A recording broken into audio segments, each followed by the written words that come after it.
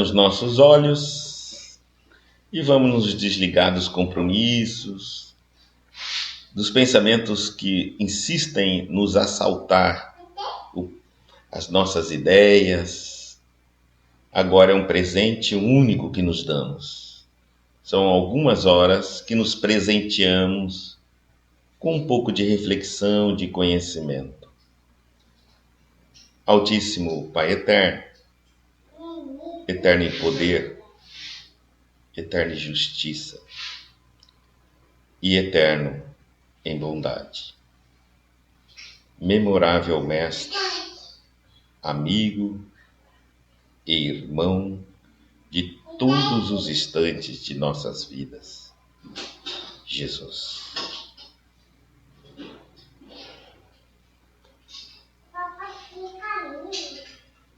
No momento em que passamos, é natural que a tecnologia venha nos abraçar, alcançando-nos através de seus recursos, para que possamos entregar a palavra, as reflexões sadias de nosso Mestre em todos os cantos e recantos deste planeta. Este Pai Altíssimo, que nunca nos desampara, está permitindo que a espiritualidade se aproxime de todos os seus filhos e se utilizando de todos os meios possíveis. Meios naturais, a mediunidade, e meios criados e desenvolvidos pelo homem, pela inteligência humana. Assim, teus filhos não poderão alegar de forma alguma o desconhecimento da palavra, o desconhecimento do chamado. E todos, independente de raça, cor, religião ou nacionalidade, poderão refletir nos seus íntimos sobre um novo momento deste planeta. Que agora o teu amor possa nos alcançar, possa nos envolver e possa visitar-nos em nosso lar, trazendo todos aqueles que necessitam de amparo, de socorro e de esclarecimento. Não é um momento de disputa, de rivalidades, de guerras, mas sim um momento de reflexão, onde o homem saudável e inteligente adotará o caminho que mais lhe convém, que mais lhe prover e que mais lhe trará recursos sentimentais, recursos emocionais para o seu cotidiano, na tentativa de lhe manter a paz íntima, a tranquilidade e uma fé inabalável. Fiquemos todos com a paz do Cristo, alicerçada no amor e no conhecimento. Fiquemos em paz. 77 é a nossa lição. O título dela é Convém Refletir. Está na carta de Tiago, capítulo 1, versículo 19. Mas todo homem seja pronto para ouvir, tardio para falar, tardio para se irar. na colocação da ordem a gente já entende, né? Vamos refletir. Vamos ler e refletir. Ele coloca aqui 3 atos: analisar, refletir e ponderar. Então tudo que ouço, porque são modalidades do ato de ouvir. Então, o que é ouvir? Ouvir não é escutar. Escutar todo mundo escuta. Basta ter uma audição, a gente escuta. Mas nem todos que escutam ouvem. Por isso Jesus disse assim: quem tem ouvidos para ouvir, que ouça. Todo mundo ouvia. Quer dizer, todo mundo escutava, mas nem todo mundo ouviu sua palavra. Porque o ouvir é formado de 3 verbos, 3 ações.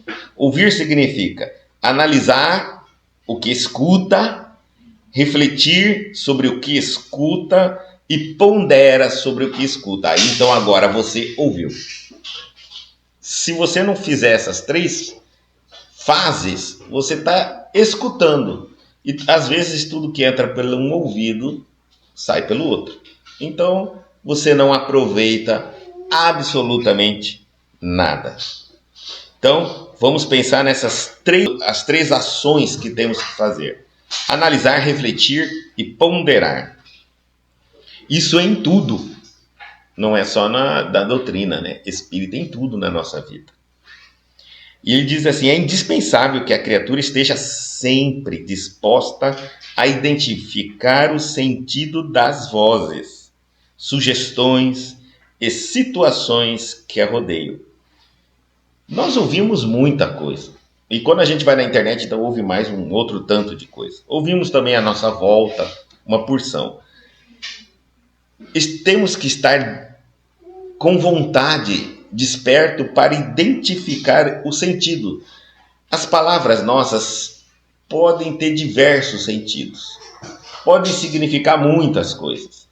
Então, eu tenho que estar disposto a identificar o sentido daquela voz quando ela me chega. Qual o real sentido dela? A palavra pode ser a mesma. Eu posso estar ouvindo uma pessoa falar exatamente igual ao outro, mas o sentido em que elas estão falando é diferente. E eu tenho que estar desperto para poder escolher qual darei o meu ato de ouvir. Né? Sugestões também nos chegam, situações que nos rodeiam também. Tudo, nada é por acaso. Situações, acontecimentos, programas de televisão, palestras, tudo. Nós temos que estar sempre analisando, refletindo e ponderando. Sem observação, é impossível executar a mais simples tarefa no Ministério do Bem. Porque se eu realmente estou com uma proposta de viver, de aprender e de executar o bem, eu tenho que estar numa observação atenta muito maior do que se eu não tiver interesse algum no bem.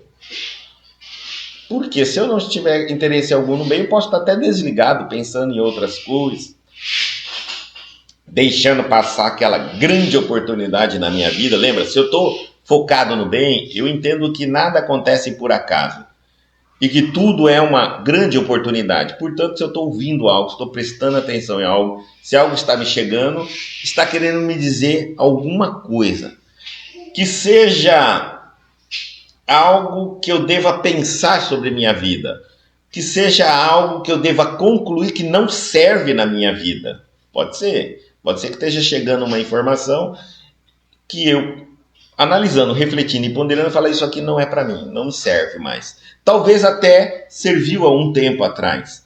De hoje em diante não me serve mais, não tem mais sentido. Afinal de contas, nós vamos amadurecendo e assim como nós éramos criança, nós nos preocupávamos com muitas coisas. Fomos crescendo, ficando adolescente, já deixamos de nos preocupar com uma série de coisas e passamos a nos preocupar com outros assuntos.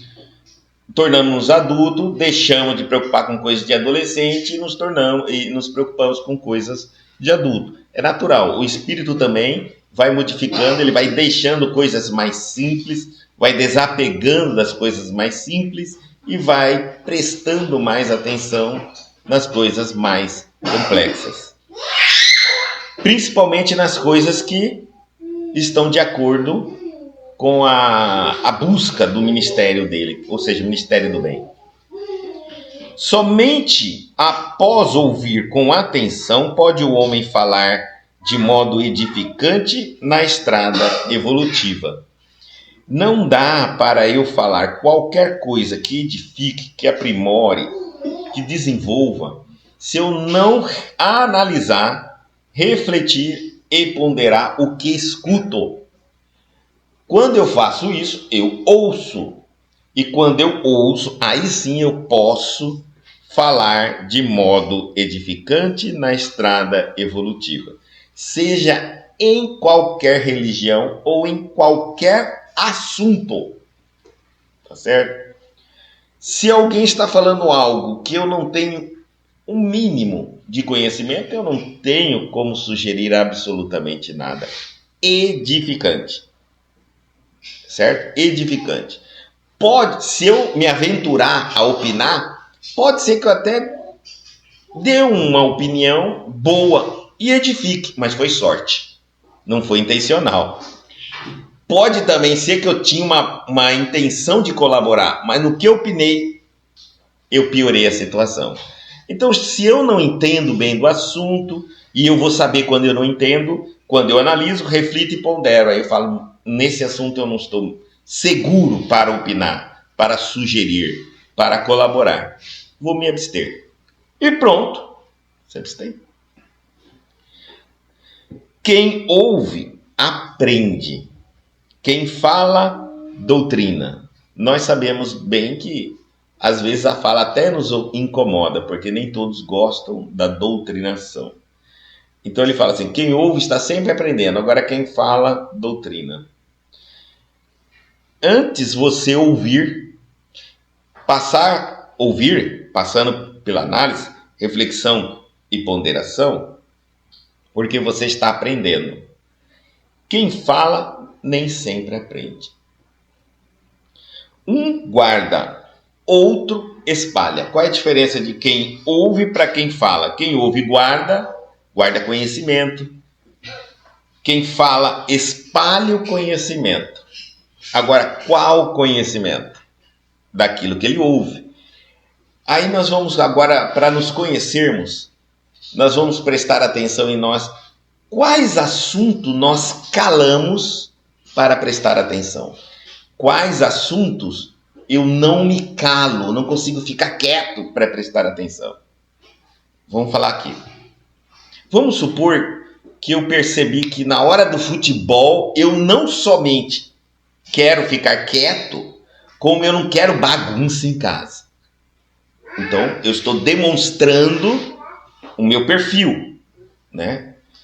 O outro, na hora da missa, na hora da palestra, ele não só quer silêncio, como quer todo mundo silêncio.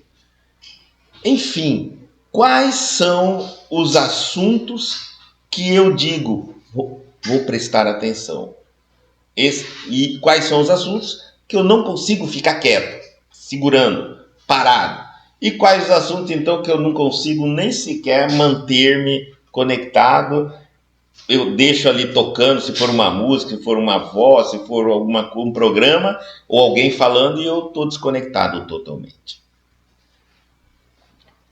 E aí ele diz assim, só aquele que guarda na boa experiência espalha com êxito. Então, já que eu vou ouvir, já que eu vou escutar, porque nós temos um aparelho auditivo bom, nós vamos escutar tudo. Mas aquilo que eu vou escutando, eu vou transformar em ouvir. Então eu vou analisar, refletir, ponderar. Passada para o critério de ouvir, agora, se eu tiver guardando esses conhecimentos que eu estou ouvindo em boas experiências ou também me sentindo bem, a experiência começa desde o momento que eu ouço.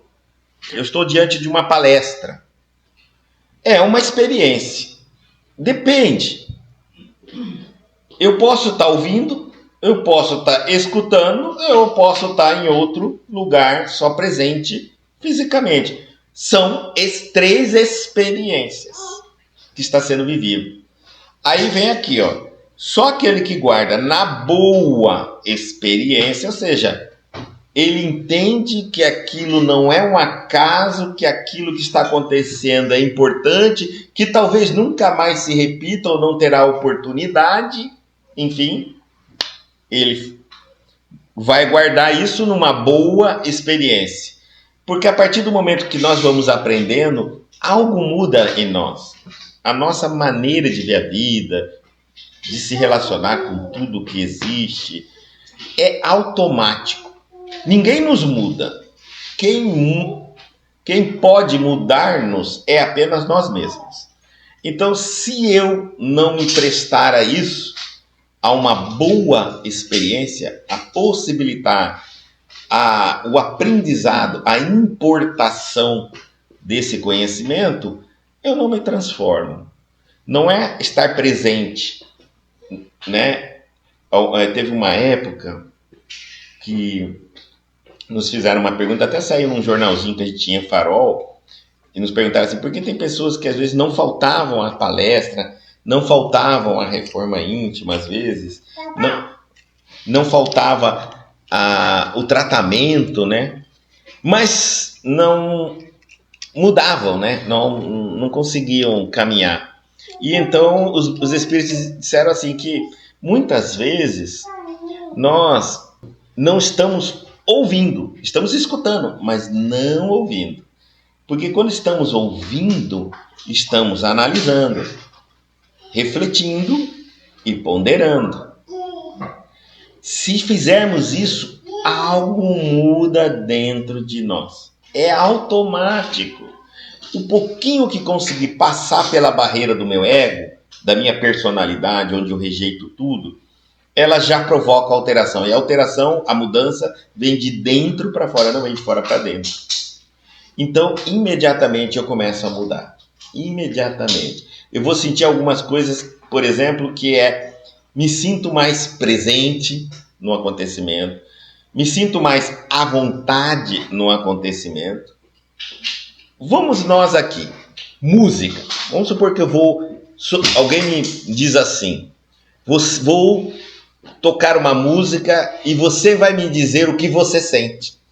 Se eu, ao tocar a música e eu conseguir ouvir aquela música, eu posso mudar muito. Eu posso dar um sorriso, eu posso lembrar de coisas que eu não lembrava, eu posso estar mais susceptível a aprender, sentir emoções que eu não sentia, mas eu posso simplesmente escutar a música. E outras vezes eu nem aceito escutar a música porque é um ritmo que eu não gosto. Então, são maneiras que eu tenho de guardar na boa experiência. Por que eu preciso fazer isso? Sempre que eu puder. Porque se eu guardo com boa experiência, eu espalho, eu falo, eu doutrino, eu ensino, eu passo para frente de maneira boa. Por exemplo, se eu ouço uma música que eu gosto, eu vou falar bem dela. Se eu ouço um programa de televisão que eu gosto, eu vou falar bem dele. Se eu ouço uma palestra que eu gosto, eu vou falar bem da palestra.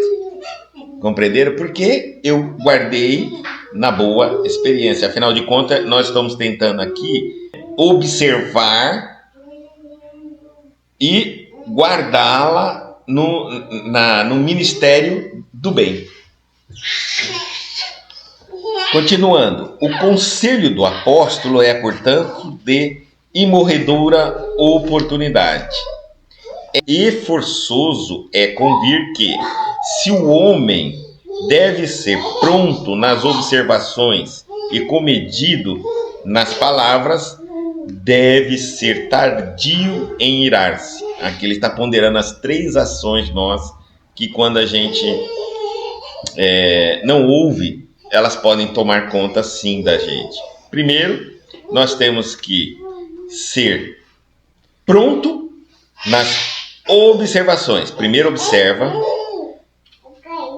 comedido nas palavras, fale pouco sobre o que você observa, e tardio na irritação, na perca de controle. principalmente quando a proposta é o bem. Não é simples. Às vezes você vai observar coisas horríveis, injustas, coisas maldosas na sua frente. É melhor você pensar antes para falar, entender a situação que está acontecendo.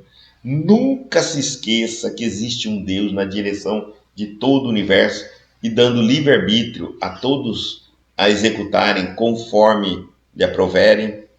Mas a mim eu devo agir como eu acho que devo. Eu vou responder pelas minhas atitudes, não pelas atitudes dos outros. E eu não posso me deixar levar pelas atitudes dos outros. Então, eu observo o que está acontecendo e eu não estou participando.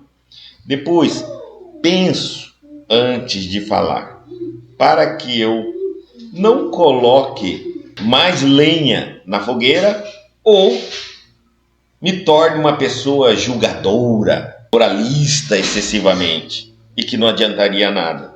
E por fim, não perca o controle. Ah, mas é maldade, mas era injusto, mas era errado, eu sei, mas se você perder o controle, aí a ira vai ser pior ainda. E vamos mostrar qual é o efeito dos três, tá? Certo, o caminho humano oferece diariamente variados motivos à ação enérgica. Nós sabemos disso. Até na Bíblia nós temos ali o momento que Jesus entra no templo e vai expulsando os vendilhões do templo. Entretanto, sempre que possível, é útil adiar a expressão colérica para o dia seguinte. Adia. Você pode até, se você não conseguir controlar a sua cólera, deixa ela para amanhã, faz igual com caridade. A gente está sempre adiando, sempre tem planos para fazer o bem, para fazer caridade, para ajudar, para auxiliar. Mas o mal é bateu, valeu, na hora, ninguém adia. Então, a gente vai trocar. A cólera, a gente vai deixar, vai fazer um plano. Ó. Quando eu me aposentar, eu vou ser muito colérico. Eu vou vingar de todo mundo que me fez mal. Agora eu vou ajudar todo mundo, vou perdoar todo mundo. Porque se você morrer antes de aposentar, o mal você deixou de fazer e o bem você sempre fez. Se por acaso você se aposentar, até lá você já perdeu toda a energia e você já não faz mais o mal. Talvez você continue fazendo bem. O grande problema é que toda a bondade nossa, todo ato nós jogamos para muito longe. E continuamos a fazer o que nós somos hoje. Porquanto, por vezes, surge ocasião, exame mais sensato e a razão da ira desaparece.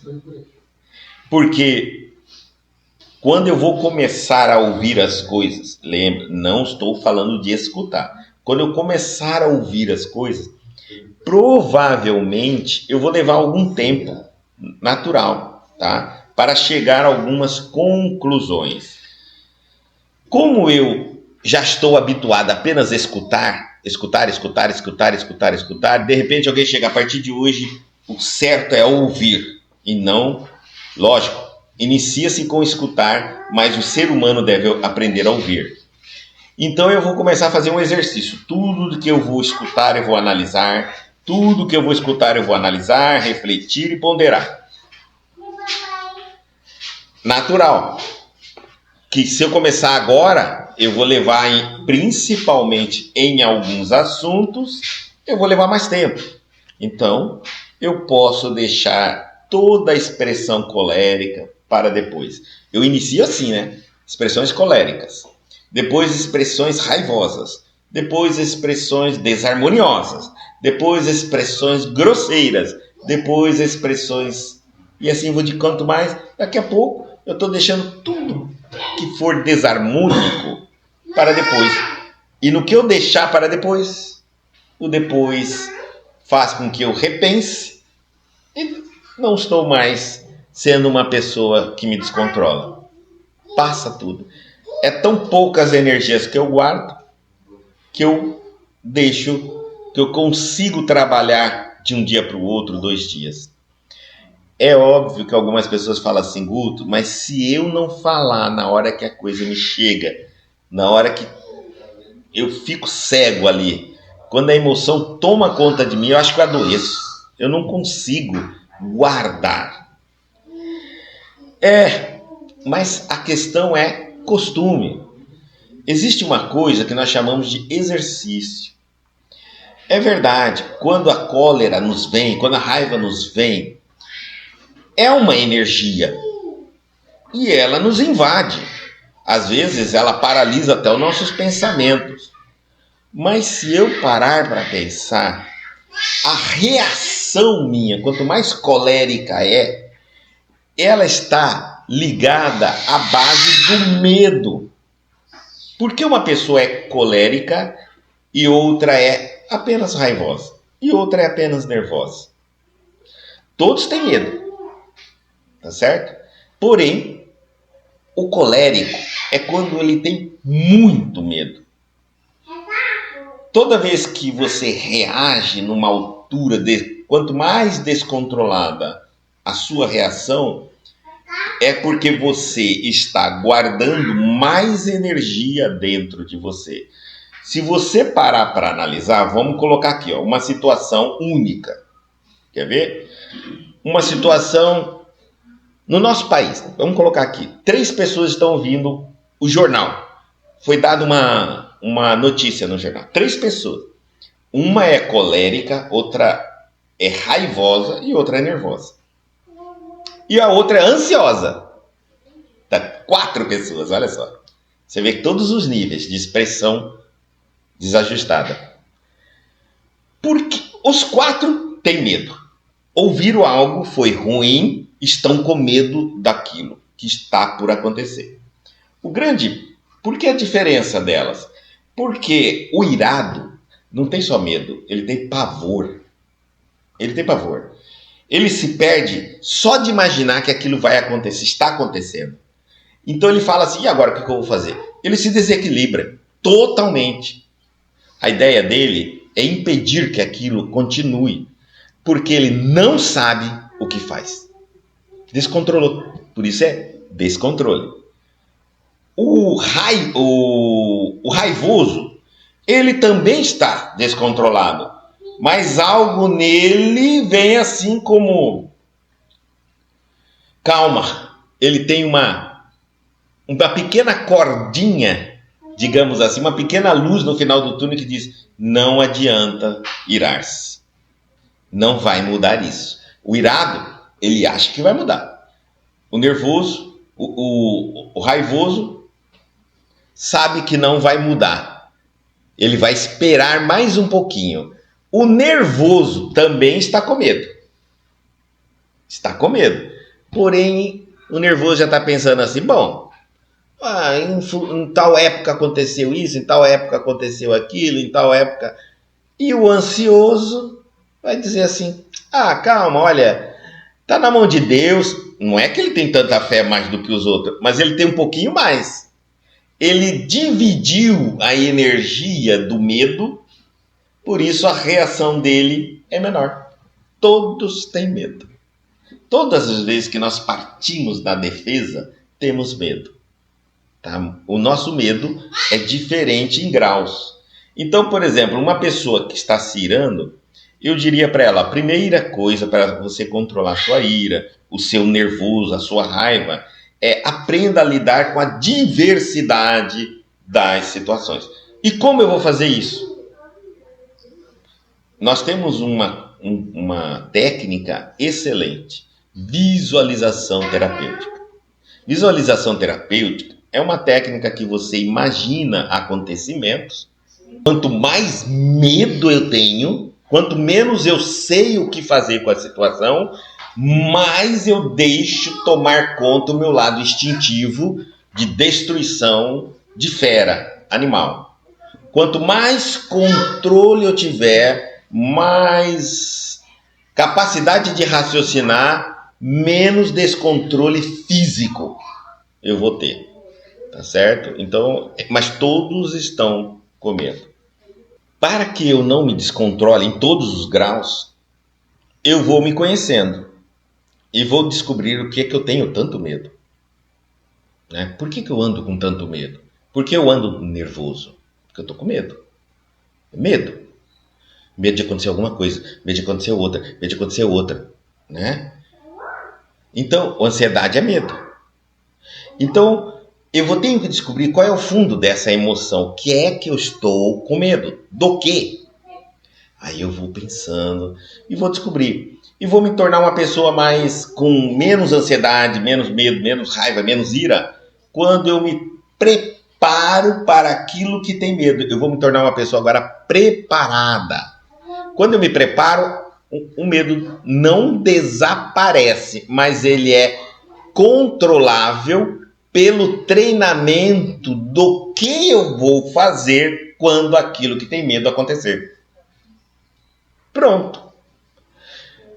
Todo desequilíbrio, ele aguarda um comando do teu cérebro, do teu espírito.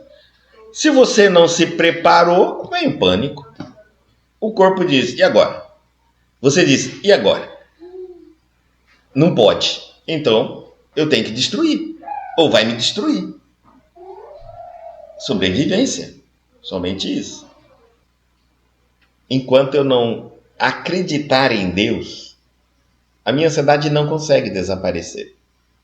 Enquanto eu achar que tudo tem que eu decidir, enquanto eu não dividir qual é a parte de Deus e qual é a minha, e que não adianta eu tentar fazer o que não me compete, como Deus também não fará o que não compete a Ele, quando eu souber exatamente na minha vida o que é que eu posso fazer e o que é que Deus tem que fazer, e eu terei que aceitar a vontade de Deus, porque não é só o medo, mas também obediência. Porque são duas coisas que não é fácil, né, gente? Eu tenho medo que algo aconteça na minha vida. Eu estou vendo que as coisas podem acontecer como não pode. Então, como eu acho que pode acontecer, eu já vou mexer os pauzinhos aqui o máximo para que aquilo não chegue a acontecer. Porque se caso vier a acontecer, eu não saberei o que fazer. Isso não é um ato inteligente. Eu disparei o controle, daqui para diante eu vou controlar, para não chegar naquela situação. E pior, quando aquela coisa não resolve, fica batendo na trave toda hora, eu passo anos na ansiedade tentando controlar para não ir para aquele lado. E ao invés de eu me preparar, ser uma pessoa precavida e entender o seguinte, eu não posso controlar nada nesse mundo. Mas e se acontecer? Vamos enfrentar. Enfrente a situação hipoteticamente. Vá para casa e visualize a situação em todos os detalhes possíveis. Eu posso te dizer o seguinte, logo no começo, que você começar a fazer a visualização da situação que você tem pavor de acontecer, você vai sentir seu coração quase explodindo. Porque é assim que você sente caso ela venha acontecer. Então você vai em casa, põe uma música sem voz, só orquestrada, senta, fecha os olhos e imagine alguém te dando aquela notícia, alguém falando aquilo, o acontecimento que você tanto está temendo. Você vai fazendo isso um dia, o primeiro dia você quase vai ter um infarto. O segundo dia, o terceiro dia, o quarto dia, daqui a pouco você já consegue descobrir a solução, daqui a pouco você já se acostuma com a situação, daqui a pouco você já está encontrando saída, ou daqui a pouco você vai encontrar fé em você, dizendo assim, eu pensei todas as maneiras para que, se eu entrasse nessa situação, eu saísse dela, ileso. Não encontrei. Então eu descobri que eu tenho fé. Porque se isso me acontecer, é a vontade de Deus, cheguei a essa conclusão, é a vontade de Deus e eu vou ter que aceitar. Olha que fantástico. Acabou seu medo. Acabou sua ansiedade. Pronto, caminho. Augusto Cury nos fala que a nossa mente tem janelas. Essas janelas são acontecimentos ligados a traumas que a gente teve na infância. Muitas vezes nós não temos a consciência, na consciência desperta, nós não temos consciência, não estamos conectados enquanto estamos despertos. Então, alguns acontecimentos, alguns pseudos acontecimentos, eu diria assim, né? Não vou dizer pseudo, mas alguns supostos acontecimentos, porque a gente não sabe se vai acontecer ou não, abrem essas janelas e vem um medo, um pavor, alguma coisa que eu relaciono com essas determinadas situações. Muitas vezes não é na minha educação que aconteceu comigo. Muitas vezes alguns medos são transferidos de família, de avós para os nossos pais, de nossos pais para nós. Está dentro da educação. Nós ganhamos gratuitamente essa janela de pavor. Por exemplo, quer ver uma coisa? Vamos supor que a minha avó tinha medo de barata. E aí então a minha mãe nasceu. E a minha avó tinha tanto medo, ela limpava tanto a casa, ela falava tanto da barata, que era horrível a barata, que a minha mãe nunca chegou a ver uma. Minha avó limpava tanto a casa que minha mãe nunca viu uma, mas se visse, acho que ela desmaiava. Porque minha avó transmitiu medo para ela. Então minha mãe cresceu com medo da barata. Ela nunca teve uma experiência com a barata. Né? O que ela vai fazer? Quando eu nasci, a minha mãe também tinha medo da barata e me falava da barata. Então eu nasci com uma enorme janela, um trauma, medo de barata. Mas eu não sabia disso, porque parece que quando vão falando, vai entrando e vai criando a janela, as salas, né? E eu, como não tive oportunidade de experimentar um contato, uma visão com uma barata, eu nunca percebi que eu tinha medo. Minha mãe falava muito até eu completar uns 7 anos de idade sobre barata, mas eu deixava para lá e até brincava. Um dia eu tenho o contato com a barata, tá certo? Então alguém diz assim para mim, eu vou te colocar aqui num caixote e vou fechar. Aí você fala assim, não tenho medo de escuro, não tenho medo de nada. Aí alguém brincando e grita, mas aí dentro tem barata. De repente, você vai perceber que aquela é a palavra-chave para o seu descontrole total. Você vai gritar como um louco, você vai chorar como uma criança. Na verdade é assim mesmo. Todos os traumas, você chora como criança. Por que criança? Porque é uma imaturidade emocional. Você exterioriza de forma imatura uma experiência que você não sabe como resolvê-la ou como experimentá-la de forma saudável, positiva, equilibrada. Então, é como a gente brinca assim, todo trauma é uma infância. Você chora, você grita, você esperneia, você descontrola.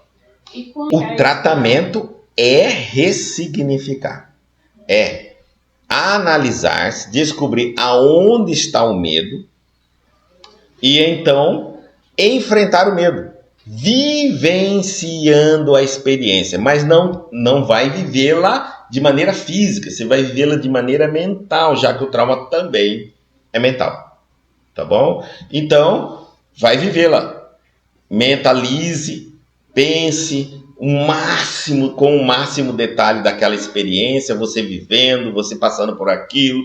No começo da visualização terapêutica, você não consegue nem concluir. A hora que começa a pensar, você já começa a suar frio. Você vai falar, não dou conta. Se você não der conta de fazer isso, também pode buscar um profissional e ele vai fazer junto com você. A diferença é que ele está ali, vai segurar na sua mão, vai segurar no teu braço, vai falar, tô junto com você. Você não vai passar por essa experiência mais sozinho. Você vai passar com alguém que está fora da situação, mandando informações para você, como lidar com a informação. Então, se você tivesse tido essa mesma oportunidade na época, você também não teria trauma. Por isso que o acompanhamento do profissional, de uma pessoa, ajuda bastante, tá certo? Você vai entrar na situação, viver a situação e sair dela agora com uma nova visão sobre aquela situação. Uma nova visão. Mas não subestimem as janelas. elas muitas vezes disparam muitas coisas. Impedem-nos de caminhar numa determinada direção na vida, impede às vezes a gente de ser feliz, a gente acaba sendo uma pessoa que nos auto-boicotamos. Quando tudo sinaliza que vai dar certo na nossa vida, eu desisto daquilo, fecho as portas, não quero. Aí daqui a pouco sinalizou que de novo que vai dar certo, pode ser que vai dar certo, eu fecho tudo. Eu vivo me auto-boicotando. Para falar sobre o boicote mental, aí precisamos de um outro dia, tá? Mas a gente pode, as janelas podem te levar ao auto-boicote. Então, vamos sempre que puder, adia as expressões coléricas. E outra coisa, por quê? Sempre você se arrependerá. Sempre. De discussões, de nervosismo, de expressões descabidas. Porque o problema nunca é o outro, sempre é nós. As pessoas são gatilhos nossos. Quando eu descontrolo, a gente diz assim, fulano me descontrolou. Não é verdade. Existe um descontrole, um motivo seu, pessoal, que alguém repetiu isso aqui fora de você. Você acaba de vivenciar aquilo e te fez lembrar de um problema que essa pessoa nem sequer participou. Então, esse ato colérico, né, grosseiro, nervoso, geralmente vem de nós. Policiemo-nos, tratemo-nos, busquemos ressignificá-lo e vamos nos tornar pessoas tranquilas. Vamos continuar vivendo, passando pelas mesmas situações, pelos mesmos fatos, sem ter as mesmas expressões. Alguns dizem assim, você está educando. Mas cuidado, vamos falar uma coisa clara aqui. A nossa sociedade disse que educação é também comer com a boca fechada, não é isso? É também sorrir, é também dizer obrigado, é dizer por favor. Isso é boas maneiras. Até as pessoas mal educadas fazem, e até melhor, políticos são esses, especialistas em boas maneiras. Nós estamos falando de uma educação moral, espiritual. Então, a educação é fantástica. Mas a etiqueta é quando você pega um mal educado e passa um verniz maravilhoso nele. Ele é bonito por fora e mal educado por dentro. Então nós estamos falando da educação. Que Kardec fala que a solução da nossa sociedade é a educação do ser humano, mas do verbo educare, da extração de dentro, do conteúdo nosso, e não de colocar um monte de coisa de fora para dentro. Porque aí você fica culturado, digamos assim. É cultura, não é ainda educação. Tenhamos em mente que todo homem nasce para exercer uma função definida. Ouvindo sempre, pode estar certo que atingirá serenamente os fins a que se destina. Então, se eu mais ouço do que falo, provavelmente eu caminho mais. Há muito pouco ataques das pessoas, não vão poder dizer o que eu falei, o que eu fiz. Olha, eu tô indo, eu tô ouvindo e tô fazendo, né? Então eu tô caminhando. O fiz eles vão poder falar, mas eu não falei. Tô caminhando. Eu falo, inclusive, por exemplo, assim, não se justifique de nada, não se defenda do nada. Mostre o resultado do teu trabalho. É assim que você vence, assim que você mostra a diferença entre você e seus opositores.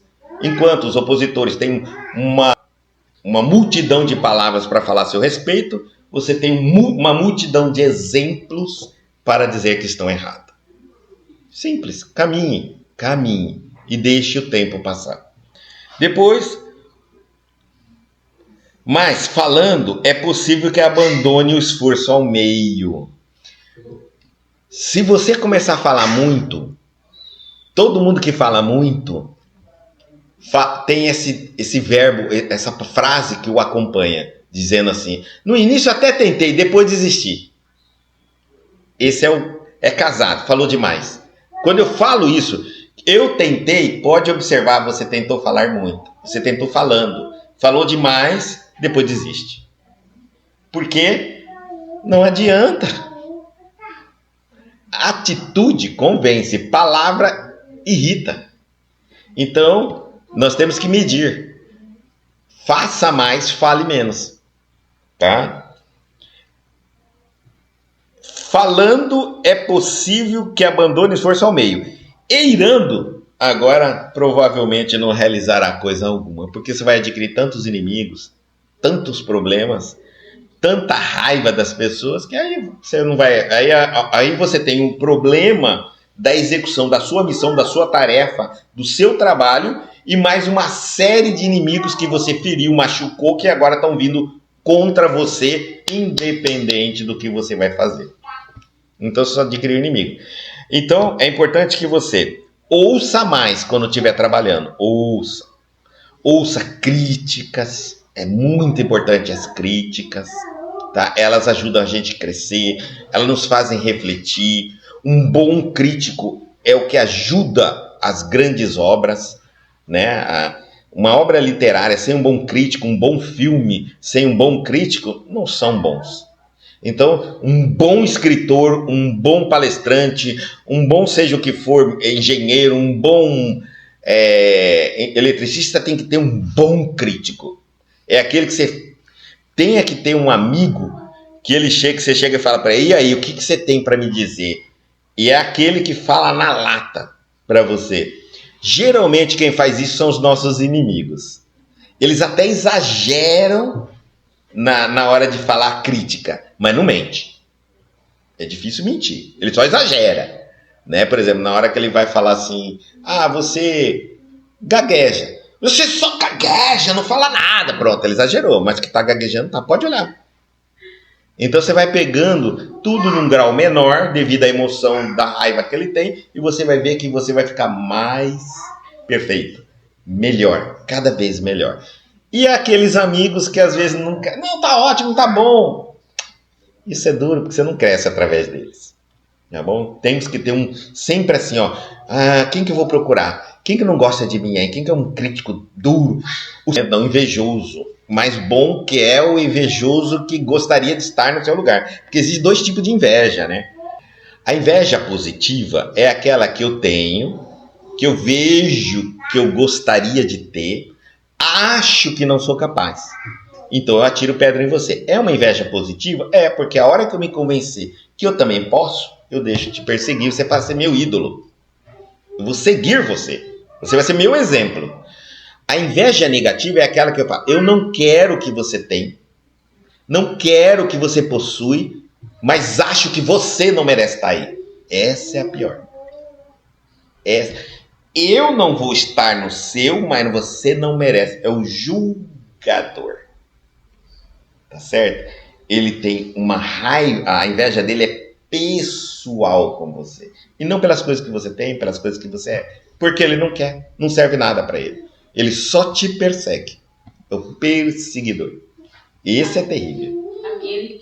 A essas pessoas, quando a gente observa, você tem que devagarzinho aproveitar essa coisa da pessoa estar sempre te observando, se espelhando em você, e trabalhar a autoestima dela. Começar a elogiar as coisas que ela faz. Falar para ela que você admira as coisas que ela faz. E aí vai dando confiança. Daqui a pouco você é amigo dela. Você ajuda ela. Agora, a inveja negativa, essa não tem jeito não. Ela não quer você. É pessoal contra você. Ela é uma julgadora de você, da sua pessoa. Tudo que você tem, tudo que você faz, você não merece, não deveria estar aí, você está errado. Se nós, nessa missão, acompanhando a carta de Tiago, capítulo 1, versículo 19, se nós ouvirmos mais, pode estar certo que atingiremos serenamente os fins a que se destina. Se falarmos, provavelmente vamos abandonar a tarefa ao meio. E se irarmos, aí perdemos tudo. Aí a gente perde mesmo. Não tem, porque você não vai realizar as coisas irando. A energia que está com você é a mesma. A energia que você ira é a mesma energia que você produz. Energia neutra. É nós que polarizamos ela. Ela pode nos fazer bem ou nos fazer mal. Então, mas é a mesma energia. Eu tenho um X de energia mental. Eu canalizo para o mal, descarreguei. Eu canalizo para o bem, eu descarreguei. Só que eu produzi. O retorno me repõe. Aqui me gera culpa, mágoa, conflitos e não me repõe. Então eu tenho que fazer essa escolha. Quando você se pegar dizendo, eu desisti, eu tinha uma missão, eu tinha uma tarefa, eu fazia algo de bom, algo no bem, tá? Algo construtivo, positivo.